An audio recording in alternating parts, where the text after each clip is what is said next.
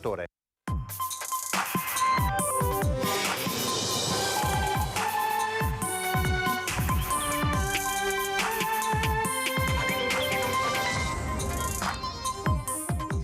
dopo il volo, il presidente dell'Aeroclub Volo Libero Montegrappa, Gianluca Soncin, non ce l'ha fatta, è mancato nella notte, aveva 50 anni, shock nel mondo del volo libero, gli amici, aveva dato tutto per la sua passione.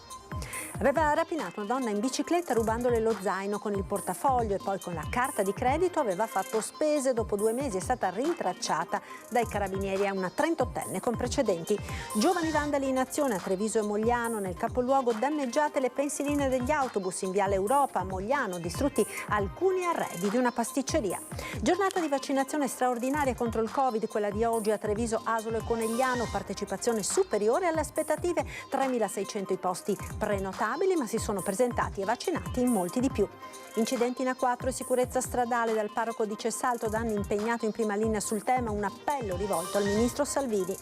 Prošek, Prosecco, la battaglia in Europa non è finita, l'allarme arriva dall'europarlamentare Rosanna Conte, i croati continuano con le loro rivendicazioni, non dobbiamo abbassare la guardia.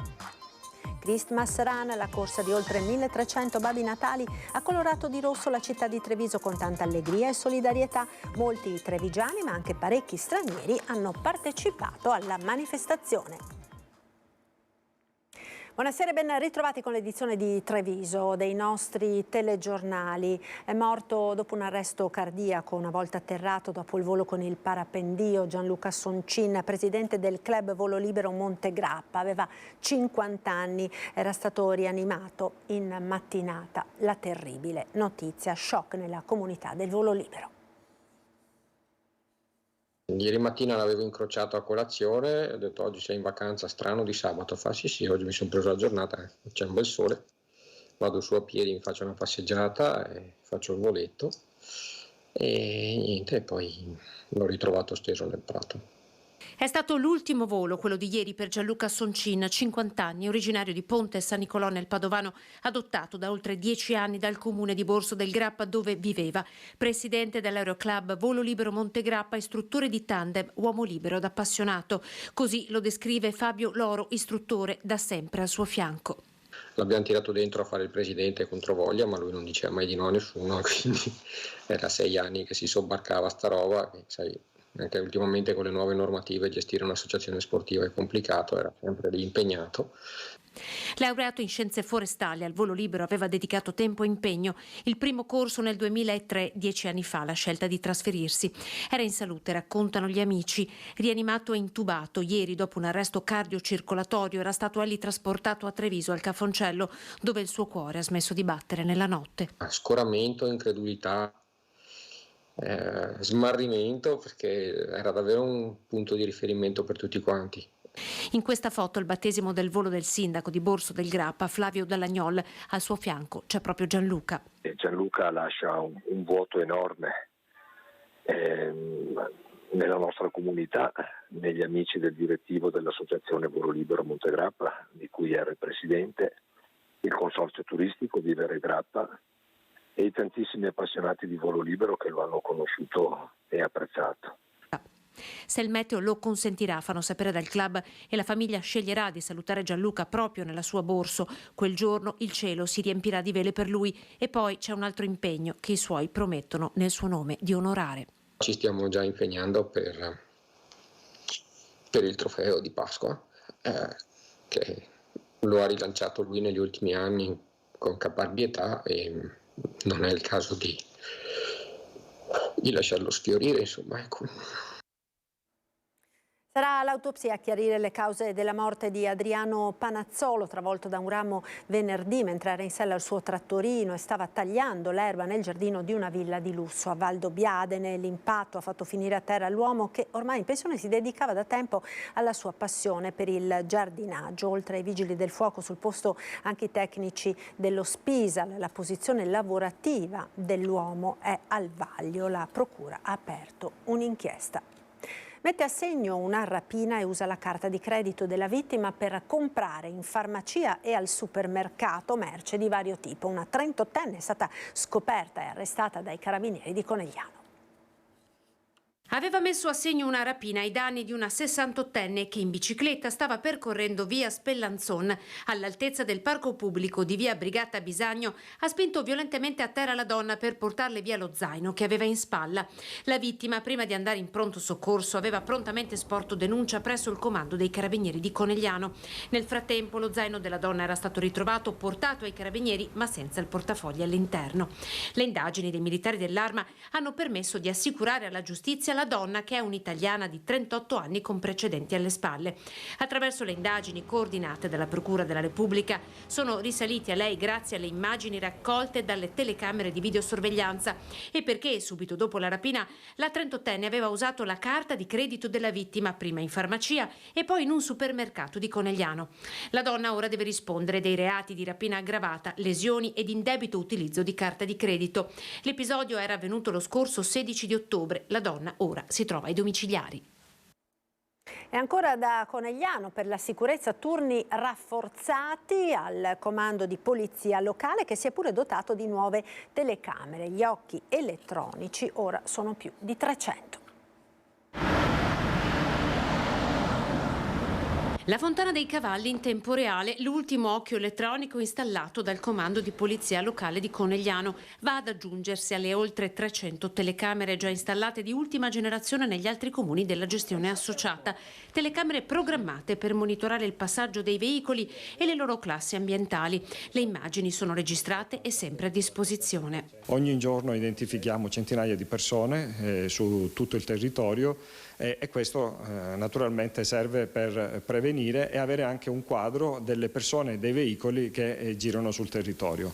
Per il Natale i turni sono stati rafforzati. Abbiamo un incremento di persone, soprattutto nelle zone centrali della città, in quanto è allestito il villaggio di Natale, quindi c'è una concentrazione di pubblico maggiore. Ricordo che solo all'inaugurazione c'era una concentrazione di 10.000 persone in centro città e quindi sicuramente la presenza delle forze dell'ordine è importante. Da quest'estate è entrato in servizio anche REI, cane antidroga, che ha già portato risultati importanti. In campo tutti i giorni, con turni anche notturni, diversi quantitativi di droga trovati nei pressi di Parco Mozart, la zona dell'autostazione e nei parchi cittadini negli ultimi mesi. Proprio l'ultima volta è riuscito a trovare questo panetto di hashish scavando sottoterra, era nascosto sottoterra e quindi lui l'ha fatto riemergere e quindi è stato sequestrato. Sono proseguite per tutta la notte le operazioni di spegnimento dell'incendio del capannone di un mobilificio ad Azzano Decimo, che ha impegnato i vigili del fuoco dal primo pomeriggio di ieri e che ha tenuto in apprensione anche la parte orientale della provincia di Treviso, da dove la densa nube di fumo era ben visibile e dove si temeva che potesse arrivare spostata dal vento. Oltre alle squadre fatte subito intervenire da tutte le sedi del Comando Vigili del Fuoco di Pordenone, da quelli di Udine, Belluno e Treviso, sono giunti in supporto anche i colleghi della base di Aviano ed il personale dei gruppi operativi speciali con escavatori e pale meccaniche, vista appunto l'entità del rogo. L'incendio è stato spento e rimane attivo ancora per questa sera un presidio che provvederà al raffreddamento delle strutture incendiate e alla bonifica di eventuali nuovi focolai. Ancora in fase di accertamento le cause del rogo. I locali erano stati da poco ristrutturati. In fumo sono andati 10.000 metri quadrati di capannone. Ancora a cronaca, giovani vandali in azione a Treviso e Mogliano, in città danneggiate le pensiline degli autobus di Viale Europa, a Mogliano gli arredi di una pasticceria. Erano state rimesse a nuovo da poco le pensiline degli autobus di Viale Europa in occasione dei lavori per la realizzazione della pista ciclabile, ma sono durate davvero poco. Nei giorni scorsi i vandali le hanno danneggiate, distruggendo lato nord la bacheca degli orari dei bus e causando danni assai maggiori dall'altra parte della strada, dove sono stati spaccati tutti i vetri, probabilmente con un cacciavite o un martello, forse entrambi, viste le tracce lasciate. Vetri anche in mezzo alla strada, segno della bravata dei bus. bulli, perché di bulli si tratta, eppure giovanissimi, a quanto pare già identificati dalle forze dell'ordine. Alcuni residenti dicono si tratti di una banda di ragazzini di San Liberale. Nei prossimi giorni si saprà quali provvedimenti verranno presi nei loro confronti. E vandali in azione ieri sera anche a Mogliano, in piazza Pio X, dove dei ragazzi probabilmente ubriachi hanno danneggiato alcuni arredi della pasticceria Moderna, in quel momento chiusa. Chiamati dai residenti, sul posto sono intervenuti i carabinieri che stanno ora svolgendo le indagini per identificare i responsabili. Giornata di vaccinazione straordinaria contro il Covid, quella di oggi a Treviso, Asolo e Conegliano. Vax Day organizzato dall'azienda sanitaria al fine di rafforzare l'offerta vaccinale per far fronte al recente aumento del numero di casi positivi al Covid e delle ospedalizzazioni. 3.600 erano i posti prenotabili, ma si sono presentati e vaccinati in molti di più. Vax Day festivo prima del Natale nei 3 distretti dell'ULSS 2 ed è stata affluenza record soprattutto alla Madonnina. Esauriti i posti su prenotazione, centinaia le persone che già stamattina si sono presentate anche senza aver prenotato ed hanno comunque potuto effettuare la vaccinazione contro il Covid, ma anche l'antinfluenzale. Sta andando molto bene, è un grande afflusso e di questo siamo felici. E addirittura anche tanta gente non prenotata, abbiamo già superato all'oggi 600, adesso 600 vaccinazioni, stiamo facendo anche antinfluenzali, quindi bene, direi proprio bene, una bella presenza e questo ci fa ben sperare anche per il fatto che così riusciamo in qualche modo a frenare il Covid. In molti hanno pensato di immunizzarsi ora per affrontare le feste con maggior tranquillità. Per il Covid il picco è previsto per Capodanno. Il picco sarà il 30 di dicembre, quindi fino al 30 di dicembre dobbiamo aspettarci chiaramente un incremento, cosa che abbiamo in ospedale, anche se bene o male sono sempre 120-130 i ricoverati complessivamente, però abbiamo un bel numero importante di nostri collaboratori che sono a casa col Covid. Stiamo superando ormai 150 persone. A presentarsi oggi soprattutto le categorie per le quali la vaccinazione è particolarmente raccomandata. Per quanto riguarda il Covid, il consiglio è di vaccinare le persone over 60, quindi dai 60 anni in su, chiaramente con maggior motivazione per quelle persone che hanno delle pluripatologie e sono molto avanti negli anni. Intanto in questi giorni sono numerosi i trevigiani costretti a letto da Covid, influenza e altre forme virali che stanno decimando luoghi di lavoro e scuole. Diciamo che si vanno a sommare Covid, si va a sommare l'influenza, ma poi ci sono anche altre virosi che non sono né Covid né influenza, perché abbiamo tanti virus che possono dare infezioni delle vie respiratorie.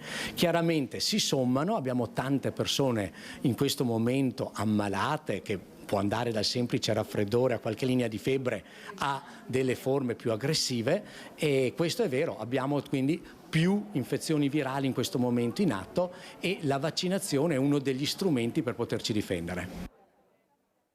Incidenti in A4 e sicurezza stradale. Dal parroco di Cessalto, da anni impegnato in prima linea sul tema, un appello rivolto al ministro Salvini.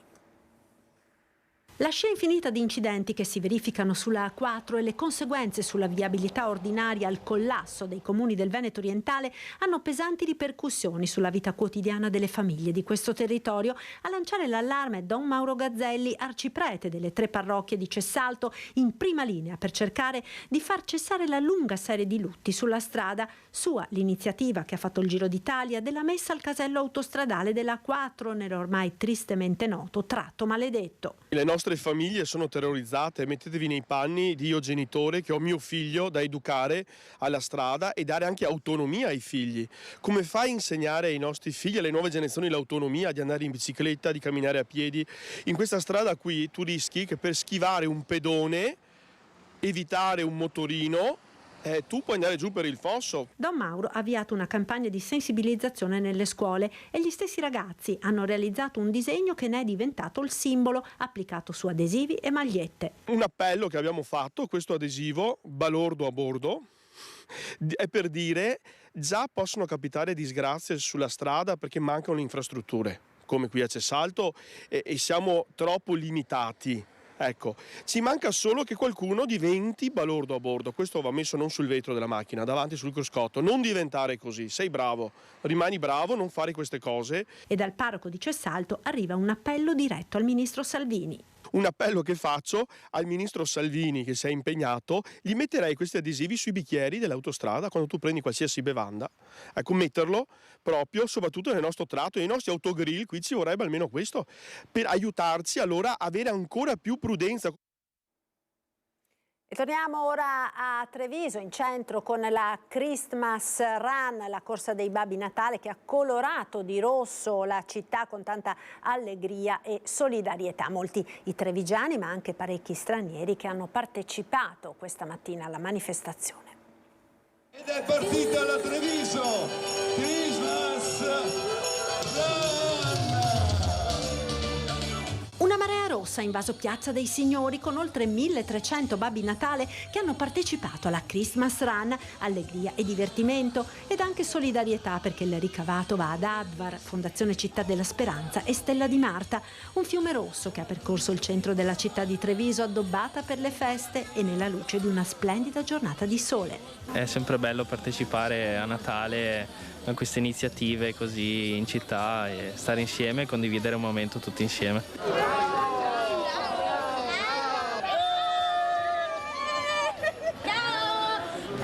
Tanti trevigiani ma anche numerosi stranieri incantati dalla città, location per selfie e scatti negli angoli più suggestivi. È super bonita, me encanta, è una città muy bonita. Terzo anno che faccio la corsa, dagli Stati Uniti siamo venuti. È sempre un piacere questa corsa, è una cosa bellissima. È la prima volta che vengo la corsa, è bellissima. Devo ancora fare un bel tragitto, però mi fermerò a bere prosecco perché di legge siamo a Treviso. Da dove vieni? Del Brasile. C'è chi corre davvero e brucia in un attimo i 5 chilometri di percorso, godendosi poi il rinfresco all'arrivo in Borgo Mazzini. È un'occasione per stare insieme, per divertirsi, per fare un po' di attività fisica e per aiutare le persone che hanno bisogno. Conferma, abbiamo corso sul serio, è vero. Brindisi!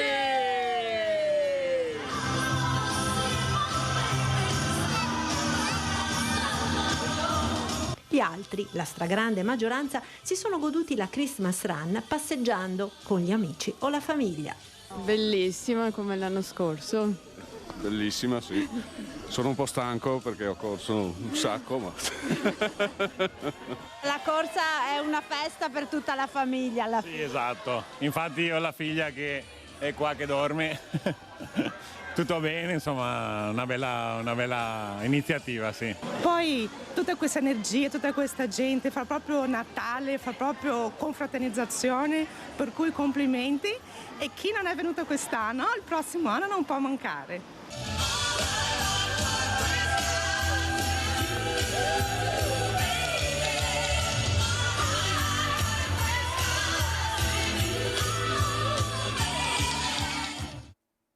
E anche l'amministrazione comunale alla Christmas Run con il sindaco Mario Conte che ha partecipato alla corsa assieme al vice Alessandro Manera e all'assessora Gloria Sennaggiotto. Mi tolgo la barba per far vedere che sono io.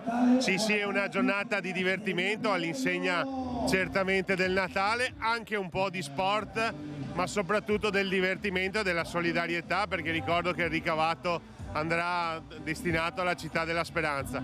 Ringrazio le associazioni sportive che si sono messe a disposizione, quindi i RID, Corri Treviso, Nicola e la Silvia, gli organizzatori, insomma ringrazio davvero questa grande comunità che si è messa in moto per una giornata di divertimento. Saluto anche tutti quei trevigiani che dovevano essere qui ma sono a letto con l'influenza e gli auguro buona guarigione. Ecco, Babbo Natale è colui che porta i doni, il sindaco vestito da Babbo Natale che doni porta a Treviso e ai trevigiani per questo Natale e per il 2024 che sta per arrivare. Ma portiamo tanto impegno, tanta passione, tanta onestà, ovviamente portiamo anche progetti importanti per la città, ma soprattutto portiamo vicinanza alle persone che sono più in difficoltà, quindi penso a chi ha difficoltà con la casa, a chi ha difficoltà di lavoro, a chi ha difficoltà di salute. Ecco, la nostra priorità, i nostri regali principali vanno a quella fascia di popolazione che è un po' più in difficoltà rispetto alle altre, ma ci sarà un regalo un po' per tutti perché la città sta crescendo sotto tutti i punti di vista. Ci fermiamo ora per qualche istante di pubblicità. Linea alla regia.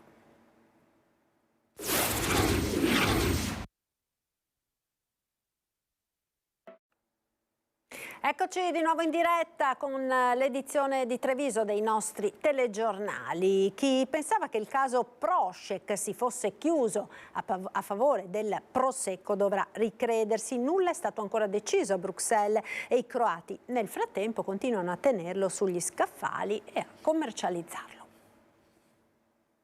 Foto come questa arrivano quasi ogni giorno ai consorzi di tutela del Prosecco e poco importa se il vino in questione è più da dessert che da aperitivo. Per il consumatore sullo scaffale è facile scambiare per Prosecco il Prošek e al momento è tutto legale perché il caso Prošek croato è tutt'altro che chiuso ed archiviato. L'ha sottolineato l'europarlamentare Rosanna Conte nel corso di una cerimonia per la consegna di borse di studio al Cerletti di Conegliano. Perché la Commissione non si è ancora pronunciata sul ricorso che è stato fatto dalla Regione Veneto. Quindi i croati cosa stanno facendo? Stanno cercando, a causa della campagna elettorale ovviamente cercano di spingere, stanno dicendo che c'è la possibilità di questo monemia perché questo dossier di indicazioni geografiche protette non ha effetto retroattivo. Il Parlamento europeo nel frattempo ha votato la tutela delle indicazioni geografiche protette che entrerà in vigore a febbraio, ma il mancato pronunciamento della Commissione, tra l'altro in scadenza elettorale, potrebbe mantenere la confusione sul Prošek, creando una falla nel sistema di tutela del termine Prosecco. Io ho visto che le notizie sono uscite da parte dei croati che ovviamente vogliono entrare nel commercio del nostro Prosecco perché creando confusione hanno più possibilità di venderlo. Bilancio di fine anno per Confartigianato di Castelfranco, anno positivo il 2023 per le imprese del territorio, ma resta il nodo occupazionale. Intanto, per far fronte al caro energia, l'associazione di categoria compra l'asta energia elettrica per offrirla a prezzi agevolati alle imprese. Mettiamo all'asta una serie di kilowatt alle aziende che vogliono partecipare. Questo è un sistema nuovo che ci aiuta a capire le bollette, a fare una certa pulizia e avere un costo, diciamo, controllato e certo. Acquistare energia elettrica e rivenderla alle imprese che lo desiderano. È questa la novità che la Confartigianato della Castellana mette in atto per far fronte alle problematiche del caro energia che colpiscono ormai da quasi 2 anni le piccole e medie imprese che caratterizzano il territorio. Nonostante il periodo di incertezza legato al Covid prima e all'inflazione poi, il bilancio del 2023 resta in positivo. Su più di 1.100 imprese del territorio il fatturato raggiunge complessivamente i 250 milioni di euro, ma tenere banco nelle prospettive e previsioni per il 2024 resta il nodo occupazionale.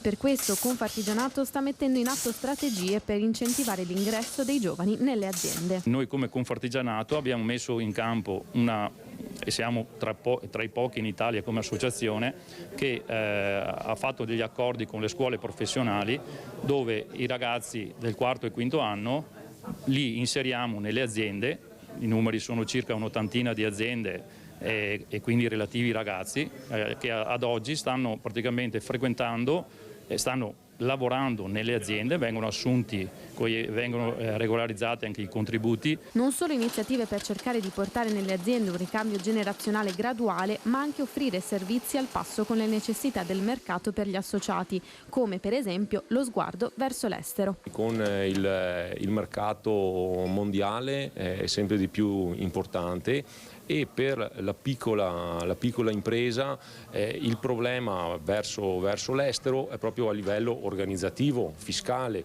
e quindi abbiamo pensato anche con una collaborazione con l'ICE, di cui già quest'anno a cadenza mensile riusciamo ad avere degli incontri dove si riscontra un buon afflusso di imprese per rispondere alle loro esigenze. Il segretario delle Nazioni Unite Antonio Guterres ha consegnato ad Alessandro Benetton, presidente di Edizione SpA, il riconoscimento Global Advocate of the Year 2023 per la sua dedizione e leadership nella promozione di politiche sostenibili in qualità appunto di presidente di Edizione SpA. Sono onorato di ricevere questo riconoscimento per l'impegno sullo sviluppo sostenibile, ha commentato Alessandro Benetton. Natale inclusivo a Silea, l'incontro con i CEOD di tutta la provincia per festeggiare insieme l'anno appena trascorso. Vediamo.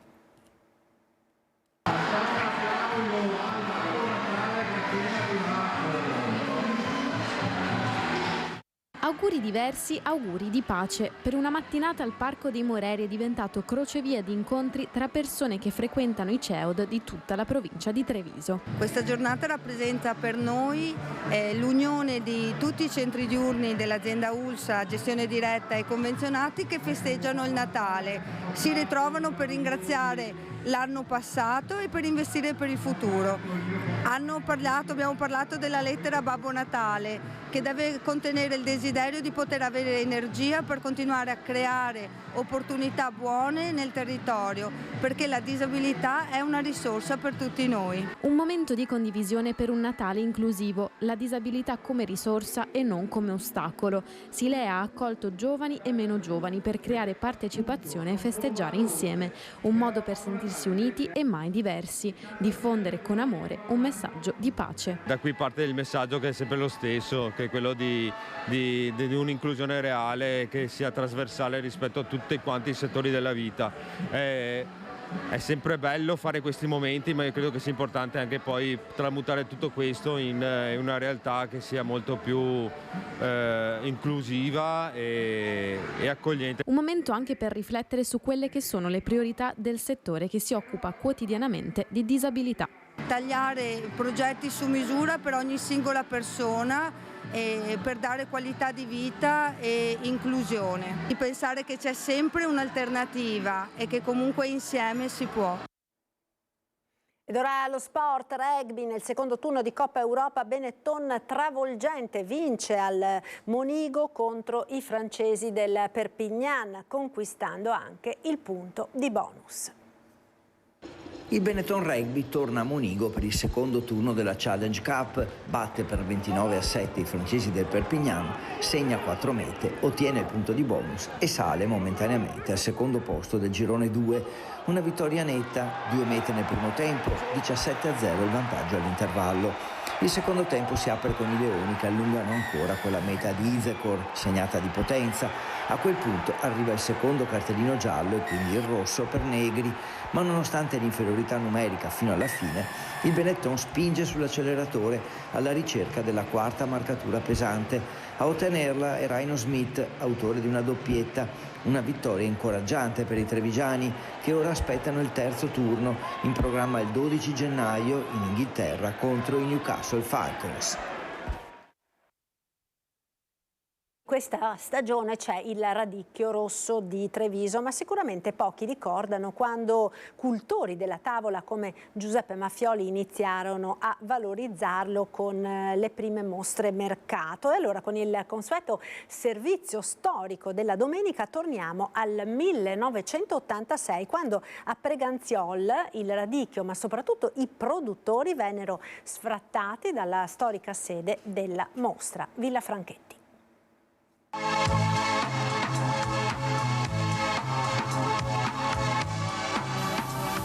A Villa Franchetti c'è ragione che fa, è a provincia, non al comune di Preganziol, perché il comune di Preganziol è stato il primo di iniziare a mostra del radicchio. C'è quei altri che dopo che sopraffare il comune di Preganziol e adesso si abbandonati. Ce l'hanno con la provincia perché a loro dire avrebbe sabotato la festa del radicchio. Siamo a Preganziol dove fervono i lavori per ultimare gli stand che dovranno ospitare la 17ª mostra mercato del radicchio rosso di Treviso. Il presidente della provincia è stato tirato in ballo per via di Villa Franchetti, dove fino all'anno scorso era ospitata la mostra. Da quest'anno le cose sono cambiate. Villa Franchetti è stata negata alla Proloco di Preganziol perché il radicchio rosso non ha niente a che fare con la cultura. Il rifiuto ha diviso la popolazione in due, da una parte chi biasima la provincia, dall'altra chi la benedice, perché finalmente il centro del paese ritorna a vivere. Non stava meglio a Villa Franchetti, no? Qui in paese si sta meglio? No. Anzi, mi interessa di più qua. Comunque, tra una polemica e l'altra, la festa si farà come sempre. Inizierà domani alle 10 con il tradizionale taglio del nastro che sarà affidato all'onorevole Degan. Una festa tutta da vedere e da gustare, naturalmente, visto che c'è di mezzo il re degli ortaggi, il famoso radicchio rosso trevigiano. Presepi, oggi al Museo Etnografico Provinciale delle Case Piavone l'inaugurazione dell'Incanto del Natale, l'ormai tradizionale rassegna di presepi curata dal gruppo folcloristico trevigiano. Nell'occasione è stata presentata la guida delle mostre presepi della Marca e l'edizione 2024 del calendario Schieson Trevisana nella nuova versione dopo l'acquisto della testata da parte dell'Associazione Trevisani nel Mondo. Presente anche il presidente dell'associazione Franco Conte. Ed ora per la rubrica dedicata ai vostri presepi, questa sera vediamo insieme alcune natività, quella di Cesare Denardi di Vittorio Veneto, quella della famiglia Cais di Codognè, il gruppo Amici della Parrocchia di San Giorgio di Quinto di Treviso e quello di nonna Ernesta di Mansuè, poi ancora quello di Silvia di Vittorio Veneto. Ed è tutto per questa edizione, vi ringrazio per essere stati con noi, vediamo quindi i presepi e poi il nostro meteo con le previsioni del tempo per le prossime ore. Arrivederci.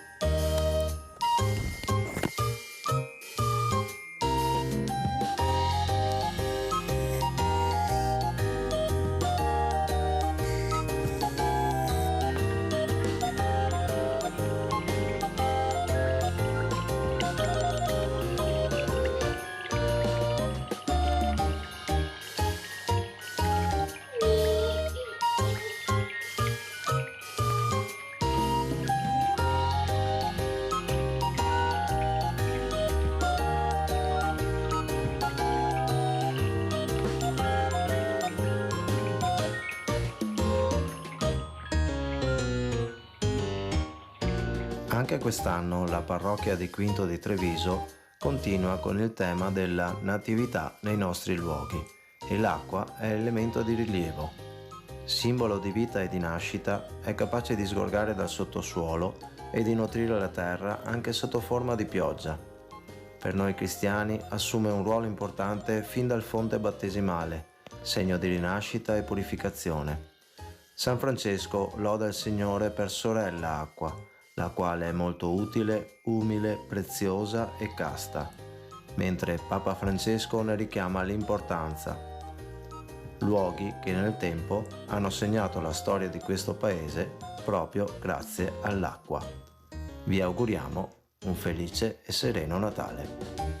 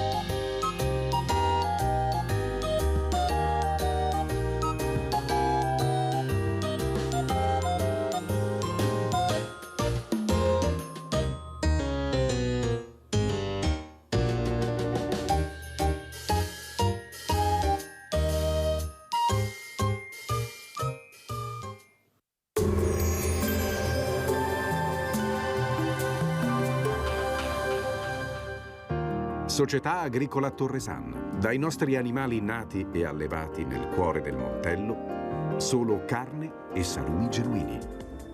Bentrovati al meteo. Inizio di settimana con una circolazione atmosferica improntata alla stabilità, piogge assenti. Vediamo il dettaglio di lunedì 18 dicembre. Sul Veneto sarà sereno o al più poco nuvoloso per qualche nube in transito. Avremo iniziali foschie e nebbie in pianura, solo localmente potrebbero persistere nell'arco della giornata. Temperature stazionarie, minime intorno allo 0 o di poco inferiori, massime sui 7-9 gradi. Ci spostiamo ora sul Friuli Venezia Giulia. Anche in questo caso tanto sole pressoché ovunque, il cielo sarà sereno o con qualche nube a carattere sparso.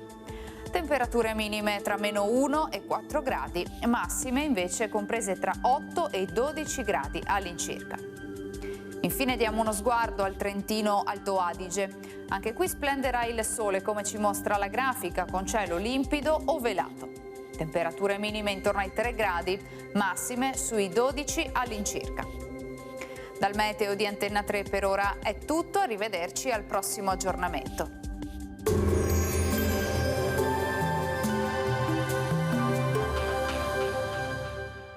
Società Agricola Torresana. Dai nostri animali nati e allevati nel cuore del Montello, solo carne e salumi genuini.